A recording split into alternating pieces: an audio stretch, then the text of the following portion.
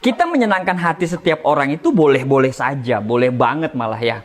Tapi selama membuat hati kita bisa bahagia dan kita memang bisa melakukan hal tersebut. Ya, tapi menyenangkan hati orang lain ini tidak selamanya membuat hidup kita menjadi nyaman. Ya mungkin kita terlalu takut untuk berkata tidak. Padahal hal tersebut membuat kita menjadi korban kecemasan, korban waktu, korban pikiran. Bahkan nih, karena tidak berani berkata tidak, kita rela berbohong atas nama kebaikan. Rasa nggak enakan ini, itu berawal dari karena kita takut menghadapi masalah atau konflik dengan orang lain. Kita tidak mau tuh ada masalah dengan orang lain. Jadi kita berpikir daripada terjadi masalah baru, kita jadi terjebak untuk selalu mengiyakan permintaan orang lain. Padahal hal tersebut itu susah kita lakukan. Nah, perasaan gak enakan ini membuat kita takut untuk bilang tidak. Yang pada akhirnya kita sendiri yang susah. Kita itu menyiksa diri kita hanya untuk melihat orang lain senang. Kita kadang jadi pribadi yang munafik hanya karena menuruti semua permintaan orang. Sampai kadang kita capek sendiri. Sampai kadang kita lebih mengenal orang lain daripada diri kita sendiri.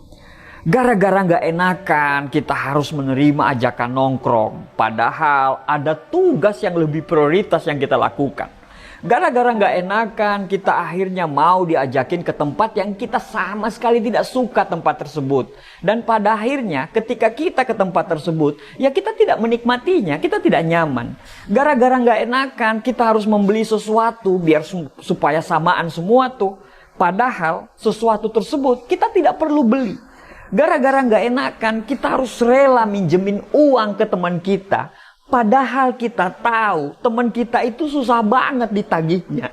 Jadi supaya hidup kita bahagia, tentram, jangan takut untuk bilang tidak terhadap hal yang tidak ingin kita lakukan. Bilang tidak saat kita fokus dengan kegiatan yang lain itu bukan suatu yang haram loh. Karena kita juga memiliki kehidupan sendiri yang harus kita urus. Dan tidak perlu melontarkan permintaan maaf berkali-kali karena itu bukan salahmu. Berhenti untuk menyenangkan semua hati, terutama hatinya orang lain. Ingat, kita juga punya prioritas yang harus kita lakukan. Jika kita masih berupaya untuk menyenangkan semua orang, lama-lama kita akan capek sendiri, bete sendiri. Karena pasti kita tidak akan bisa memenuhi ekspektasi semua orang. Dan selain itu, perasaan dan suasana hati seseorang itu merupakan tanggung jawab mereka masing-masing.